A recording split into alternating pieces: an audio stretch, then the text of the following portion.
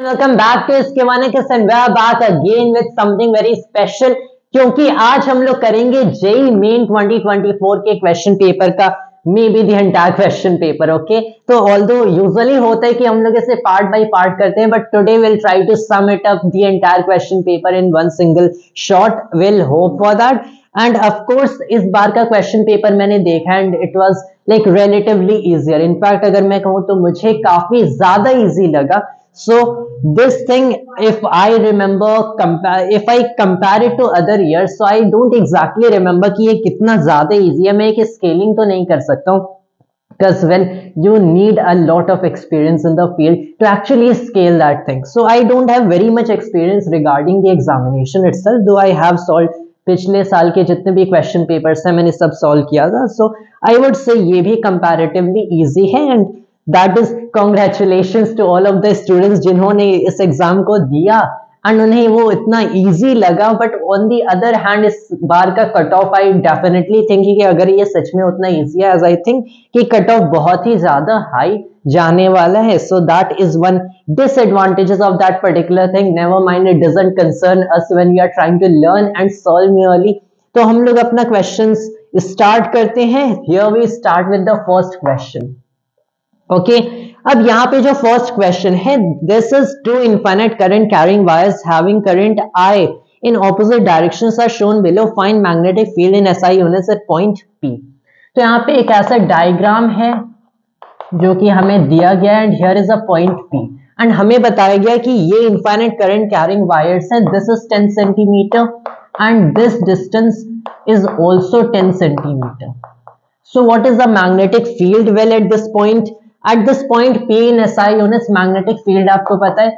यहाँ पे एक चीज देखो तो you can clearly C magnetic field although the two current carrying wires, एक की करंट इधर जा रही है, दूसरी की करंट इधर आ रही है। You have to actually try, जिस पॉइंट पे मैग्नेटिक फील्ड कैलकुलेट कर रहे हो यू नीड टू सी इसका यूनिट वेक्टर एक आर कैप इधर जाएगा, इसका एक यूनिट वेक्टर आर कैप इधर जाएगा and you see that the fields get added and that it is at equidistant and both carry the same current. It will be twice of the field due to one of the wire, जो कि clearly होता है mu naught I over 2 pi this distance d.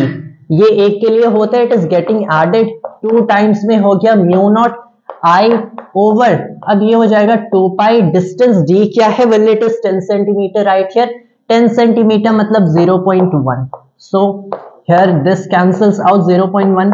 This can be written as 10 mu naught I over pi. Right?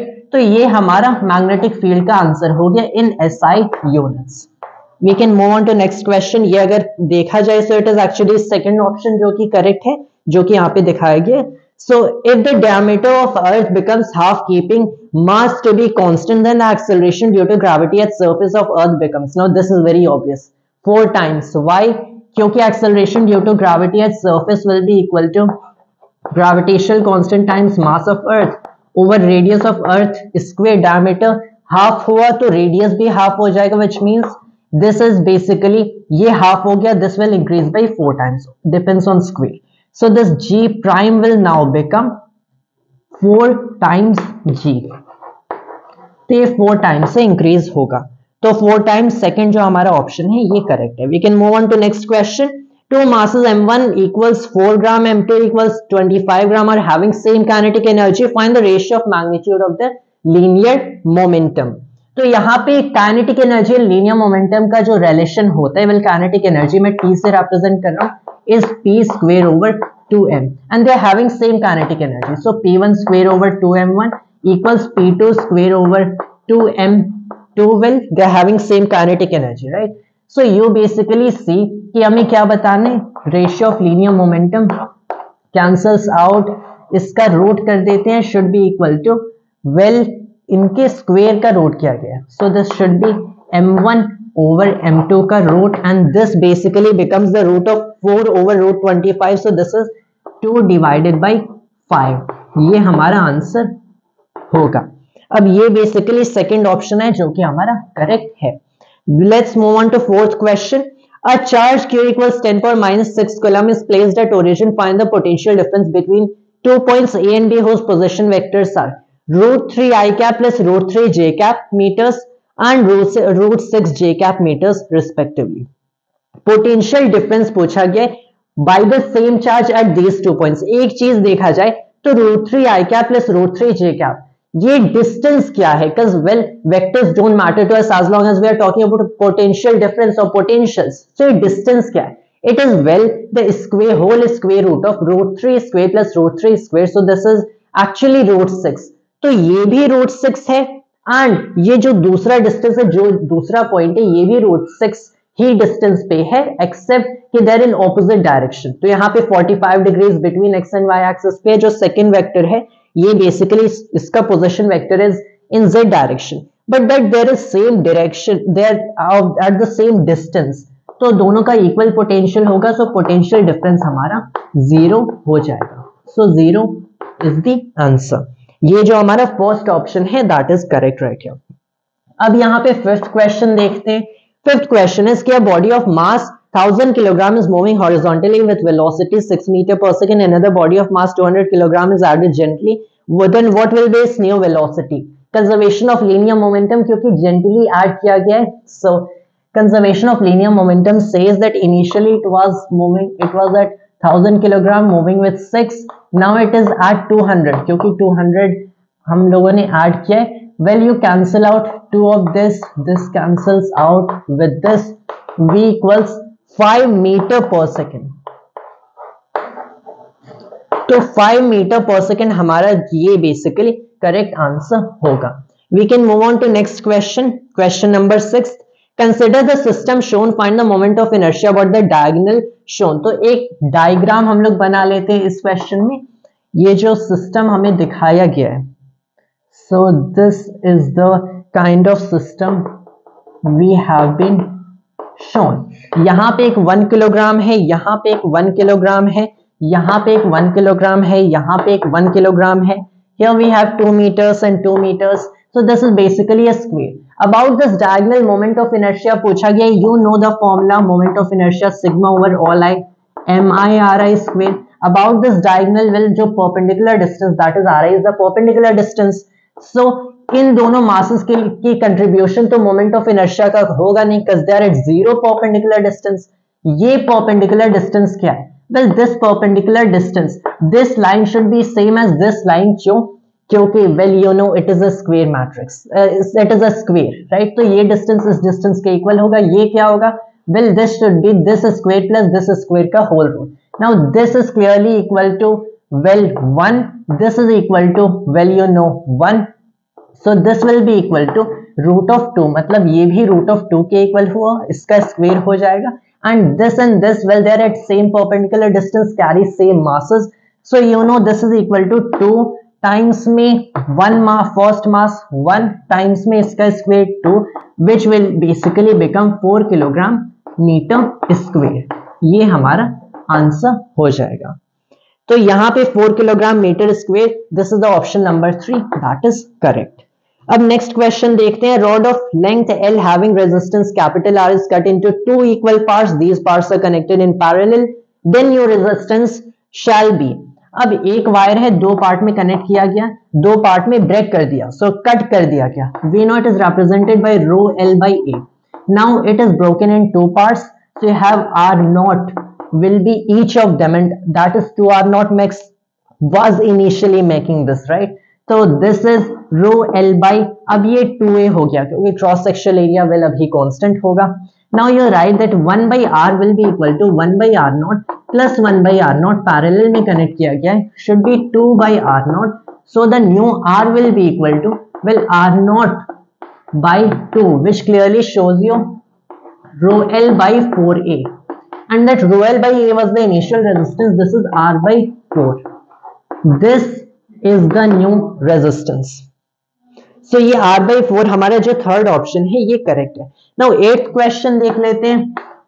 This is a theoretical question. Linear momentum and moment of force have same dimensions. Planck's constant and angular momentum have same dimension. तो यहाँ पे कौन कौन से statements correct हैं? Linear momentum and moment of force, मतलब torque it is talking about, you know torque basically angular momentum का time derivative होता है। Angular momentum is well it is a scalar sorry vector product of position vector and the linear momentum, तो इनका clearly same dimension possible नहीं है due to other quantities like time and position vector being involve. So statement 1 is false. Statement second correct है, Planck's constant angular momentum के same dimensions होते। Well you can maybe work it out. मुझे कैसे theoretically पता है, क्योंकि quantum mechanics जब आप करते हो तो वहां पे आपको पता चलता है आप पार्टिकल्स के स्पिन के बारे में बात करते हो। एंड वेल समटाइम्स यू से जो स्पिन हाफ पार्टिकल्स हैं जो कि बेसिकली उनकी एंगुलर मोमेंटम को रिप्रेजेंट करते हैं, यू से कि इनका स्पिन या फिर इनका एंगुलर मोमेंटम है half H bar. So you can clearly see कि spin that is angular momentum का डायमेंशन सेम होना चाहिए as H bar which is reduced Planck's constant. So it is the original Planck's constant divided by 2 pi. So they must have the same dimensions. तो second statement correct है, first false है, तो correct option क्या हुआ? Second, that is statement 1 is false while statement 2 is correct. So second option हमारा correct option हो गया। We can move on to next problem. यहाँ पे 9th problem in which of the following circuits the diode is reverse biased. तो reverse biased के लिए यहाँ पे आप clearly एक diagram बना सकते हो. You know that VP should be lesser than VN. इस diagram को अगर आप देखते हो, that is something I'm not going to draw right here. In that case, you can just look at this simple problem, and this is true for the first only. And जो first हमारा option है, this is correct for the first figure. So I'm not really going to draw this figure. You might look at the question paper and see, really basic one. And the next problem that we solve is that a particle performing simple harmonic motion is such that its amplitude is 4 meter and the speed of particle at mean position is 10 meter per second square. Find the distance of the particle from mean position where velocity became 5 meter per second. अब आपको पता है कि जो velocity ना simple harmonic motion होता है, इसे रिप्रेजेंट किया जाता है well by omega the square root of A square minus omega square से। Sorry, this is X square. The thing is यहाँ पे एक प्लस है माइनस है, but we are mainly talking about speed. So what you can find from here is कि जब ये particle particularly कहाँ है, मीन पोजिशन पे, तब ये बेसिकली इसके लिए एक्स हमारा 0 हो जाएगा। In which case you can clearly find that the angular frequency is v over A and mean position पे इसकी वेलोसिटी बताई गई है 10 मीटर पर second divided by amplitude of motion. Well this is 5/2। सो ओमेगा एंगुलर फ्रीक्वेंसी हमारी 5/2 और 2.5 आ गई। वी हैव बीन आस्क्ड कि इसकी जब वेलोसिटी 5 सेंटीमीटर है तो मीन पोजीशन से कितने डिस्टेंस पे है, that is X right here. तो we basically write that the square root of A square minus omega square, we can basically write A square minus omega square is v square by omega square. अब ये v हमसे कितना पूछा गया, this has been basically told to be 5, तो ये हो गया 25/25 इंटू में 4 कैंसिल हो गया। You right that x square is a square minus 4। A square हमारा कितना हुआ, a has been told to us to be basically equal to 4, तो ये 16 minus 4 12 हो गया। इसका मतलब x should be equal to 2√3 units, right, units metre यहाँ पे हम लोग कह देते हैं। So 2√3 units, that is second जो हमारा ऑप्शन है, ये इस केस में करेक्ट होगा। Now the next question that we can say is the 13th, sorry this is कौन सा प्रॉब्लम है, this is 10th। So 11th problem, a proton having velocity vector v naught passes through a region having electric field E and magnetic field B. If the velocity of the proton does not change, then which of the following may be true? Velocity change नहीं कर रहे हैं, मतलब इस पे कोई total Lorentz force act नहीं कर रहे हैं, which is given vectorally by this equation, the Lorentz force equation. अब यहाँ पे कुछ केसेस बेसिकली बन सकते हैं, इसलिए जो ऑप्शंस है उसमें कुछ केसेस के बारे में ही डिस्कशन किया गया। जो पहला देखें, अगर electric field and magnetic field according to A जो कि यहाँ पे रिटन है, so the options are actually 1 2 3 4, the cases have been given as A B C D. A जो रिटन है E equals B equal 0 and B equal 0। जब ये दोनों 0 होंगे तब कोई फोर्स एक्ट नहीं करेंगे, मतलब ए तो हमारा करेक्ट क्लियरली हो सकता है। जो बी है कि E equal 0, B doesn't equal 0। जब E हमारा 0 होगा तो सिर्फ magnetic field on the proton act करेगी, सिर्फ मैग्नेटिक फील्ड एक्ट करिए तो भी यहाँ पे फोर्स 0 हो सकता है जब इसकी वेलोसिटी पैरेलल हो जाएगी to the magnetic field. Well कजन sine theta of between vector v and vector b is 0, तो b जो हमारा ऑप्शन है ये भी करेक्ट हो सकता है। ऑप्शन सी करेक्ट नहीं हो सकता है, because it writes that vector that this electric field is non-zero, magnetic field is 0, तो ये मैग्नेटिक फोर्स 0 हो जाएगी, लेकिन ये तो इन एनी केस इस पे एग्जिस्ट करेगी जब ये इलेक्ट्रिक फील्ड है, तो ऑप्शन सी करेक्ट हो नहीं सकता। Option D correct. बेसिकली क्या ऑप्शन डी करेक्ट हो सकता है? वेल ऑप्शन डी करेक्ट हो सकता है कि E is also non zero, B is also non zero. ये आपने पढ़ा होगा, इनफैक्ट मिलीकैन्स एक्सपेरिमेंट का यही मेन बेसिस है for E non zero and B non zero. ये एक ऐसी वेलोसिटी से पास कर सकता है which is basically E over B। तो अगर इस रेशियो ऑफ वेलोसिटी से पास करेगा, well then it can clearly pass through that undeflected, इसकी velocity unchanged होगी, so that must be the speed। तो A, B, D correct हो सकते हैं। The option that tells of A, B, D is the option number 3rd and that is, ये हमारा correct option होगा। अब हम लोग अपने नेक्स्ट क्वेश्चन पे देखते हैं। The next question, the question number 12 right here, particle has initial t equals 0 velocity, vector u equals 5 I cap and is at origin at this instant. Its acceleration is given by 3 I cap plus 4 j cap when particle's x coordinate is 16 units, then its speed is। तो particle का x coordinate 16 unit है। You basically write that 16 is equal to, मैं second equation of accelerated motion लिख रहा हूँ for constant acceleration of course along x direction। 16 equals initial x velocity is 5 times में t आपने लिख दिया प्लस में half times acceleration in x is 3 times में t का square. What you do is 32 equals, well 10t plus 3t square plus 10t minus 32। Don't waste time solving this particular equation। इसका एक obvious सा result होगा t equals 2 and minus 2, तो we are taking 2। तो it has its obvious answer, this quadratic equation। You might have encountered this particular quadratic equation lots of time in your study of physics। तो ये t equals 2 second पे इसकी speed पूछा गया है। Now what you can do is you can calculate Vx as Ux। Ux हमारा क्या है? Well it is 5 plus में 3 times 2, so this is 11। Vy हमसे बेसिकली कोई इनिशियल y वेलोसिटी नहीं है, so it is only इसकी जो y एक्सेलरेशन है, so 4 times 2 which is 8। so जो टोटल स्पीड होगी root of 11 square plus 8 square, 11 square 121 plus ये 64 हो जाएगा 5। so this is the square root of 185 units। ये हमारा आंसर होगा। तो यहाँ पे root of 185 units fourth option है which will be correct option। A spherometer is used to measure first the radius of curvature of a length, second length of rod, density of a liquid, viscosity of a liquid। तो इसका तो ये completely theoretical question है कि first ही हमारा correct answer होगा the radius of curvature of a lens। Next question देखते हैं 16th। A particle performing simple harmonic motion according to y equals a sin omega t, completely simple harmonic motion है। Then is kinetic energy k, potential energy p and speed v at position y equals a by 2r। Options में इन्हें लिखा गया है but we are just going to solve it directly। कैसे करेंगे? kinetic energy half mv square, I write it as half k a square minus x square लिखा जा सकता है, राइट। तो ये बेसिकली हो गया हाफ k, जब x हमारा a by 2 होगा, so this is well a square by 4, ये हो जाएगा हमारा 3 by 4 half k a square, मतलब आपका हो गया 3k a square by 8। This reduces down to 2 options only, 3k square by 8 kinetic energy. से 2 ऑप्शन में एक और चीज सॉल्व करते हैं, पोटेंशियल एनर्जी निकाल लेते हैं। Well pe will be equal to half k x square. Now really simple, क्योंकि x a by 2 it is a square by 4, so this is k a square by 8, right। अब यहाँ पे हमें दिखता है कि सिर्फ सेकंड ऑप्शन है जहां पे ke हमारा 3k square by 8 है, pe k square by 8 है। मतलब आपको पता चला कि ये जो सेकंड ऑप्शन है यही हमारा करेक्ट आंसर होगा।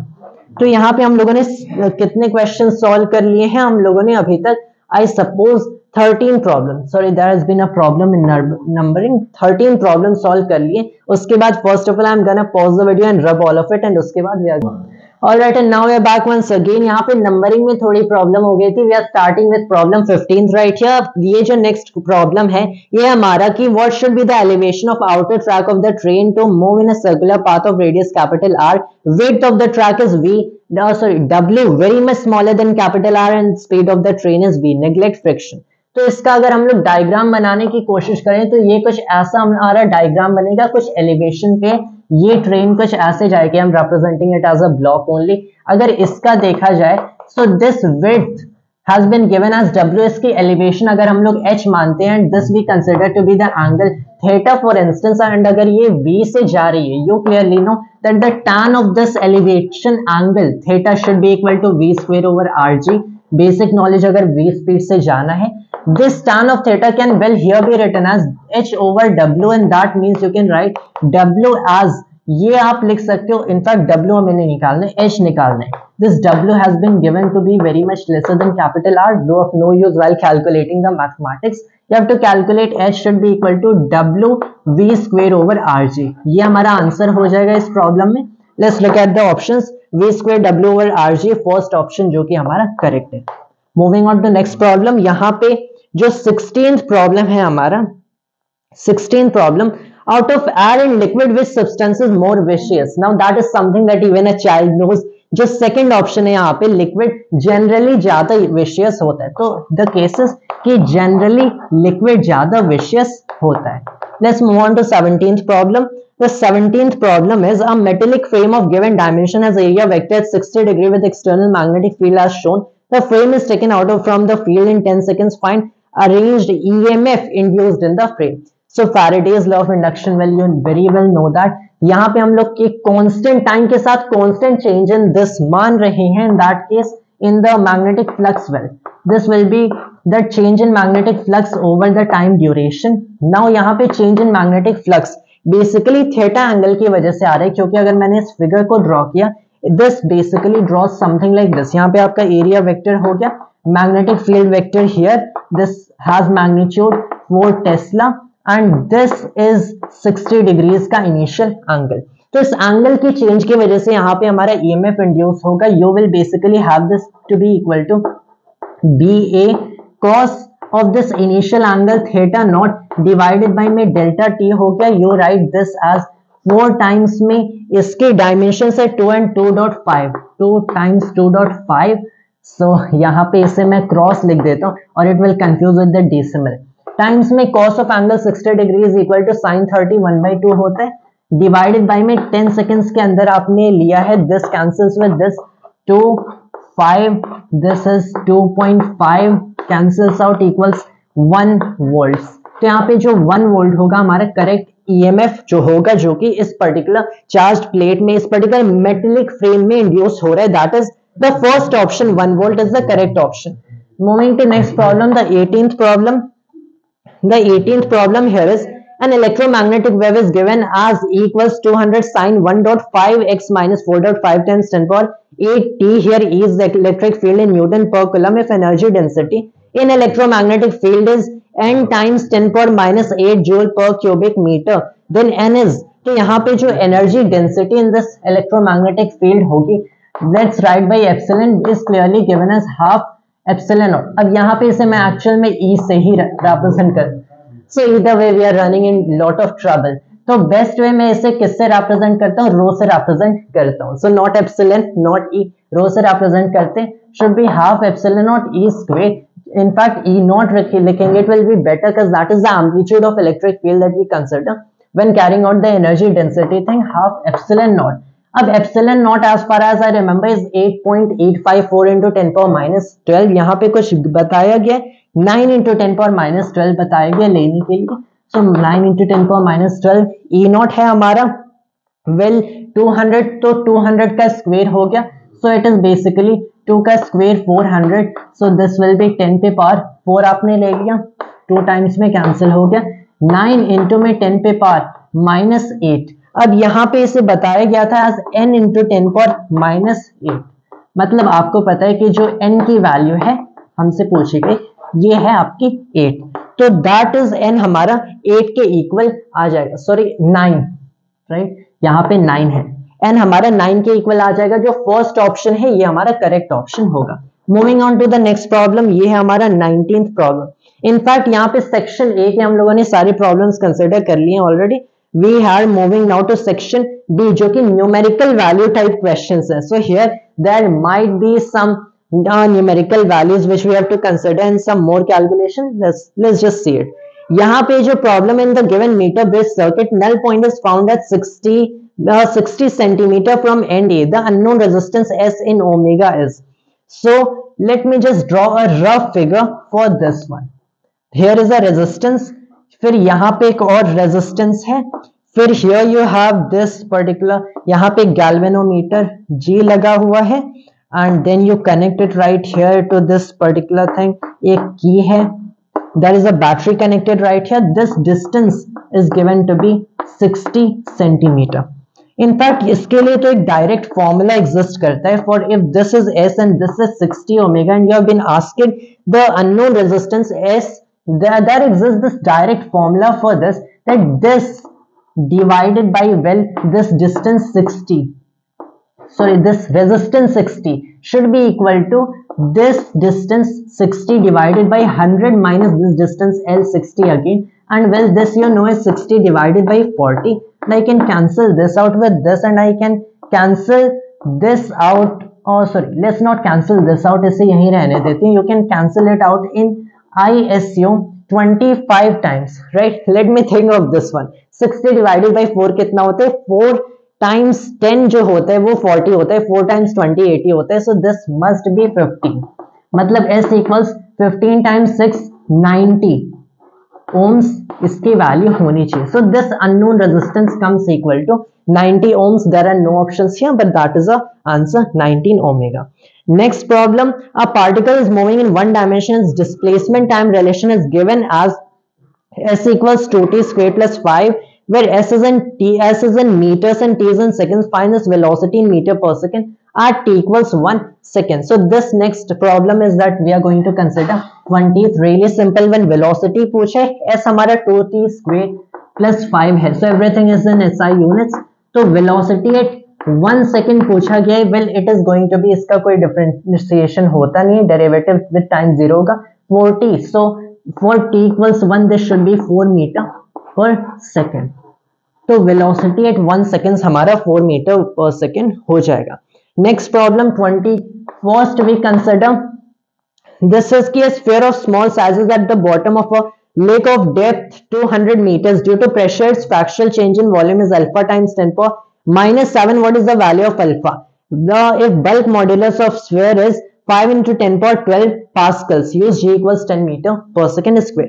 तो इसे at a certain depth रखा गया है. Now, well, you know कि stress over strain हमारा bulk modulus of a substance होता है. So here we consider that the bulk modulus should be this stress, which is basically pressure for liquid when you place something inside liquid. So it's just pressure divided by में strain हो गया, delta V over में V. In fact, that there is actually a change that is occurring here. बस हम लोग modulus wise, and when I say modulus wise मतलब magnitude wise consider करें, no signs to be considered here as long as we are doing the proper mathematics, should be equal to B times delta V over V. Well, you know that the difference in pressure should well be equal to rho times G times H should equal B delta V over V. मतलब delta V over V क्या हो गया? rho G H over में हमारा B हो गया. Now rho is basically 1000, right? हम लोग SI units में कंसिडर करें, that for water times में ये G हो गया, so this will become 10 power 4, 10 से मल्टीप्लाई हो गया, टाइम्स में 200 यहाँ पे है. So ओवर में बल्क मॉड्यूलस कितना है? Bulk modulus is given to be 5 into 10 power 12 pascals. So this is now what we have finally got. 5 into 10 पे power 12 pascal हो गया. Let's try to cancel this out. ये हमारा 10 हो जाएगा, ये हमारा 6 हो जाएगा. So this is what we finally get. ये पूरा cancel हो गया. And this must be equal to this fractional change in volume is alpha into 10 पे power minus 7. अब यहाँ पे मैंने बेसिकली क्या कंसिडर किया है कि that you have a minus 7. Here you can write that alpha into 10 power minus 7 equals this 2.5. इसे अभी रहने देते हैं. Let's keep this over here. You can write this as 2 over में 5 into 10 पे power 6. इसको मैंने इधर कंसिडर कर लिया. And this is what we have been remaining with. इसको you can cancel is 10 power minus 1 times. इधर जाएगा, it will become that alpha equals 20 by 5 which equals 4. ये हमारा alpha equals 4 इस केस में आंसर आ गया. That is the value of alpha. Alpha equals 4. यहाँ पे थोड़ी सी troublesome mathematics which all the arrangement as I had already predicted. Well, is JEE after all. Next हमारे जो प्रॉब्लम है, दिस इज कि a ring has a uniformly distributed charge of 2 pi coulomb and radius of 3 centimeter, charge 10 power minus 6 coulomb is placed at the center of the ring. Tension developed in the ring is 10 power x Newton. Find x. तो ये हमारे जो 22nd problem है, well this says कि आपके पास एक ring है, इसके बीच में आपने एक चार्ज रखा है एंड यहाँ पे tension inside the ring develop होगा। क्यों? क्योंकि ये रिंग खुद चार्ज है। तो मान लो अगर मैंने ये वाला पॉइंट कंसिडर किया तो वेल वी नो यहाँ पे टेंशन डेवलप होगा। क्यों? क्योंकि हियर यू विल फाइंड कि ये बेसिकली क्या हो रहा है कि रेपेल होगा। यहाँ पे जो भी चार्ज रखे हुए हैं ये रेपेल होंगे due to this charge placed at this centre and we are assuming positive charges both, क्योंकि यहाँ पे 10 पावर माइनस 6 कूलम पॉजिटिव है, 2 pi coulomb total over this distributed है, ये भी पॉजिटिव है and that it is a ring, एक line, एक लीनियर चार्ज डेंसिटी है। So it is basically repelling with F। Now here you say कि जिस फोर्स से F से ये रेपेल कर रहा है, well if you consider small element of this ring, a small element of this line, जो कि along this ये इस पे छोटा सा element of angle D theta subtend करती है, यू से कि जो फोर्स होगा ये इस फोर्स जो कि टेंशन यहाँ पे लग रहा है टाइम्स ये छोटा सा एंगल डी थीटा के इक्वल होगा, basic mathematics. And since this force is T times D theta and ये फोर्स लगेगा कितना, well this force should be equal to 1 by 4 pi epsilon naught this small q that you have placed right here, in fact इसे मैं q naught लिख देता हूँ, times now well it is the this element of charge जो कि आपने यहाँ पे रखा है, ये चार्ज कितना होगा, it should be the linear charge density times में आपका d theta हो गया। ओवर में क्या हो गया, दिस पर्टिकुलर डिस्टेंस, इस डिस्टेंस को हम लोगों ने कैपिटल R स्क्वायर ले दिया। Now you can clearly cancel out this d theta from here, d theta, and now well what is the linear charge density?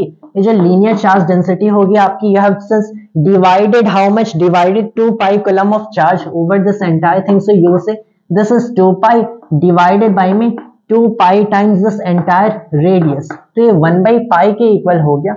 So you can clearly see कि this thing, this tension force that you find is 1 by 4 pi epsilon naught q naught times में that you have written lambda over here, this is over में r का cube हो जाएगा। Now इस चीज को अब हमें finally I think mathematically evaluate करना होगा and then will equate it to 10 power x I think and that will basically give you the final result. Let's just try to carry it out. 9 into में 10 पे power 9 हो जाएगा into में, now this charge q naught that you have placed over here is 10 पे power minus 6 coulomb divided by me, the radius of the ring is supposedly 3 centimeters, so this 3 centimeters something like 3 centimeters 3 into 10 पे power minus 2 meter, right?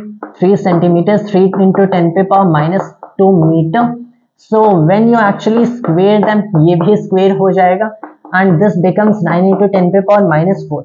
In fact if I see correctly यहाँ पे actual में D theta हम लोगों ने directly लिख दिया, but that should be another element over that and since we are actually considering ये जो चार्ज डेंसिटी मैंने लीनियर चार्ज डेंसिटी कंसिडर किया, so can not directly multiply linear charge density and an angular variation in order to get the linear charge, right? तो यहाँ पे actual में that should be square only, मतलब यहाँ पे एक r सिर्फ स्क्वेयर मिलना चाहिए। Well let's just proceed with it and I think here should be a square only, so this should B 9 into 10 पे पावर minus 4 से हम लोग प्रोसीड करते हैं for now and what you do is you cancel out this 9 with this 9 and here you basically find minus 6 है, this will cancel out in 10 power minus 2, this has to be equal to 10 power x। Well you no कि यहाँ पे हमें since 10 power 7 मिल रहा है, the value of x should be over here 7। well how did I know that here we actually have made a fault? क्योंकि it is apparent क्योंकि 9 and 9 को cancel होना पड़ेगा in order for our final answer to be of the order well 10 power x whatever, वहां पे दूसरा कोई unit हो नहीं सकता है। so it is actually कि lambda times d theta are not directly getting multiplied, there is this factor of r that there appears again, तो यहाँ पे छोटा सा फैक्टर r इंक्लूड कर देना and that is so x equals 7 हमारा इस केस में फाइनल आंसर होगा। if I am correct 9 minus 2 is 7, right? well that is 7। तो यहाँ पे नेक्स्ट क्वेश्चन, फाइनल क्वेश्चन हम लोग कंसिडर करते हैं जो कि इस पेपर में गिवन है। So where do I solve this final question? Let's just try it this way, okay? ये final question है कि two slabs of same thickness of 6 centimeter are placed over one other as shown on table. तो आपको ये अगर diagram दिख रहा है, it is a very simple diagram. ऐसे दो स्लैब्स को हम लोगों ने रखा है, एक का रिफ्रैक्टिव इंडेक्स है 7/3, दूसरे का है 5/3. They have same thickness 6 centimetre. apparent depth of table surface is n centimeter. n is nearest integer. हमें n की आई थिंक वैल्यू बतानी है, नियरेस्ट इंटीजर की वैल्यू. यू नो ऐसे केस में जो फॉर्मूला होता है इट इज बेसिकली जो अपैरेंट थिकनेस का, अगर यहां से लाइट रे शाइन करिए एंड इस पे स्ट्राइक करिए, what will you find the apparent thickness? Well, this you basically find T1 over mu1 plus में T2 over mu2. That is what you should find, right? तो अगर हम लोगों ने यहाँ पे T1 over mu1, since well we are trying for apparent thickness and that might come off in centimeters and we have no problem क्योंकि refractive index का तो खुद कोई ऐसा यूनिट नहीं होता है. So we'll just try with centimeters as given here. You'll see this is 6 over में mu1 is what? Well, it is 7/3. So ये हो जाएगा 6 into 3/7 प्लस में यहाँ पे हो जाएगा. Now this is 6 again. So this is 6 into में this is given to be 5/3, 3/5. So this is 18/7 plus 18/5. Now 18/7 and 18/5 is something that we really have to calculate, and I'm not particularly good with these calculations. 7 2s are 18, 4 बच गया. It is roughly 7 5s are 35 and 7 7s are, so 7 6. It should be something like 6 plus में. Now 5 3s are 15, 3 बच गया. So this is, अगर मैं यहाँ पे हम लोग साथ में प्रॉपरली जाते हैं, this is 3 actually. So we should be getting हमारा क्लोजेस्ट जो इंटीजर होगा यहाँ पे, it should come out to be 6.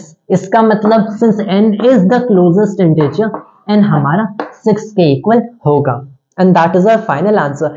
And this is that we have solved all the problems of this year's JEE Main question paper. Usually हम लोग क्या करते हैं कि हम वीडियोस को पार्ट्स बाय पार्ट्स में डिवाइड कर देते हैं, that is how we solve. But this time I just thought for I don't know what reason कि हमें एक बार में ही पूरा क्वेश्चन पेपर सॉल्व करना चाहिए. And that is as far as I can think we have done it accurately. If there might be some mistake, just in case you can point it out in the comment section. But जहां तक मैं देख रहा हूं कि यहाँ पे हम लोगों ने कोई मिस्टेक नहीं किया, एक्सेप्ट यहाँ पे मैंने आपको पॉइंट कर दिया कि वेल जस्ट फॉर हरी हम लोगों ने लैम्डा एंड डी थीटा को मल्टीप्लाई कर दिया फॉर गेटिंग दिस छोटा सा charge element in this well little this angular variation that you find here. You cannot multiply them directly, एक और r का फैक्टर वहां पे बच जाएगा. That was all for today's video of mine and thanks to all viewers.